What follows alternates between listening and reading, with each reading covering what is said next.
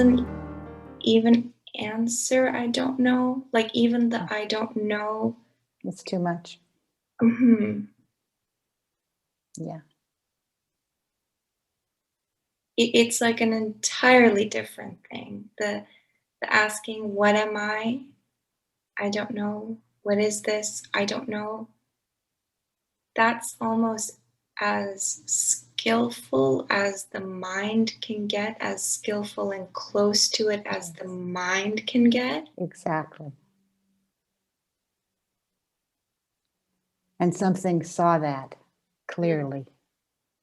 Mhm. That's the mystery of you.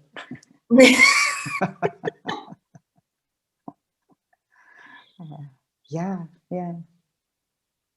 Yeah, we're always going to be challenged trying to use words, but you really described several things quite eloquently, I thought.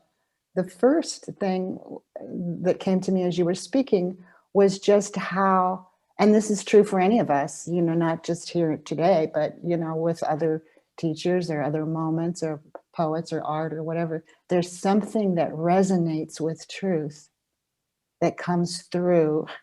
And it could be resonates with music or poetry or dance or anything where we feel that, just like you did, and there's a sense of in some place, in some recess, in some dimension of ourselves, I know that, do you know?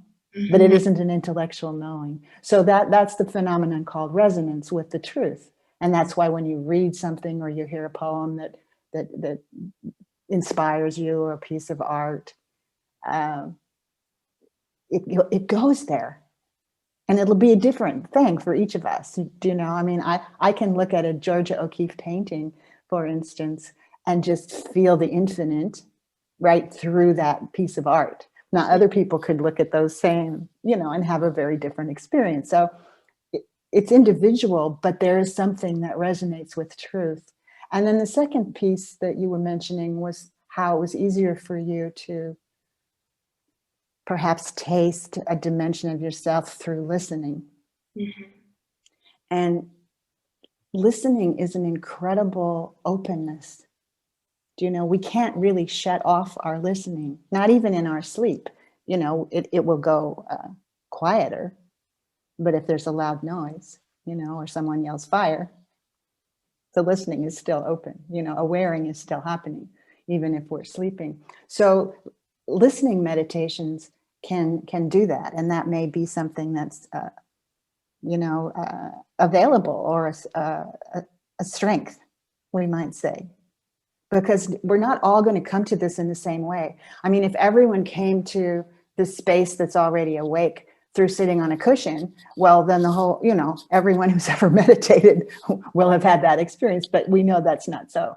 So I think, from my perspective anyway, it's really wonderful to open our ideas about what meditation is. Sometimes it's just listening,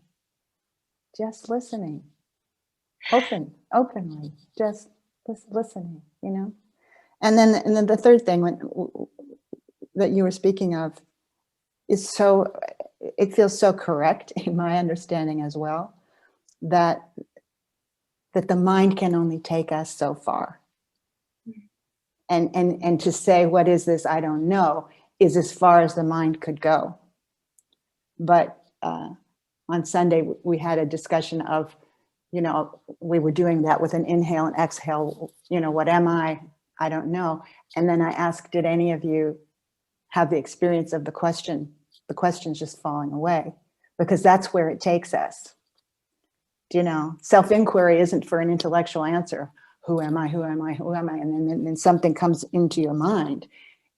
It erases the questioner, at least momentarily, right? Yeah. So, yeah, so thank you for those observations. They seem important for all of us.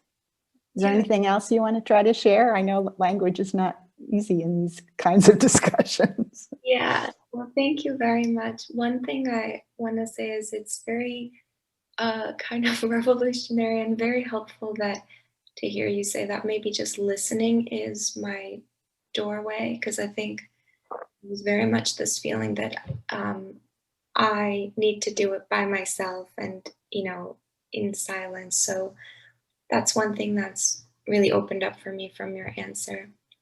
And the other thing I wanted to share, just to be very, I guess, honest and forthcoming, is like when I speak of having noticed that the mind can only take me so far, it happened within the context of the mind still being there.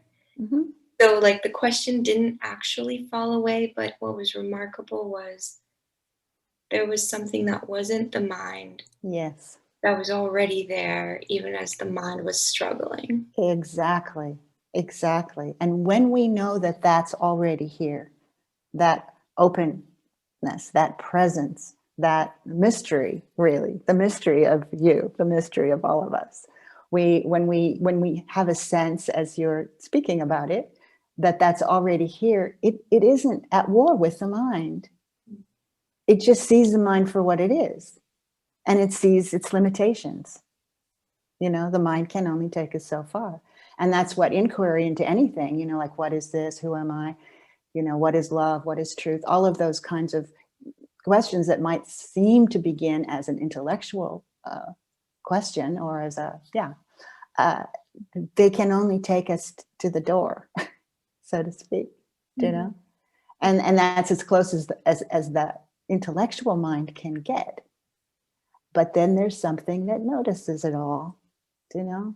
And it knows if you have a busy mind, it knows if you have a quiet mind. It knows if you have a moment of fear and anxiety, or if you have a moment of peace. And there's something already present, before we think there's a me who has to become present. Because this that's present already knows if the me is aligned with it or not, right? We all know when things seem to be really, aligned, and when something is off doing its thing. But to know, as you're speaking about it, that something was beyond that, that's what we're pointing to here. So Yeah. great job. Thank you. And yet there's no one who's doing it. So even to say great job is a little bit of a misnomer, but once again, I will emphasize that these understandings, these insights, these experiences, regardless of what they are, they just happen. They just happen. Whether it's being enamored with your hand, or realizing something called mind, the mind of thought, can only go so far. I mean, it's this that's already open and present in each one of us. So thank you. So Thank you very much, Dorothy. yeah.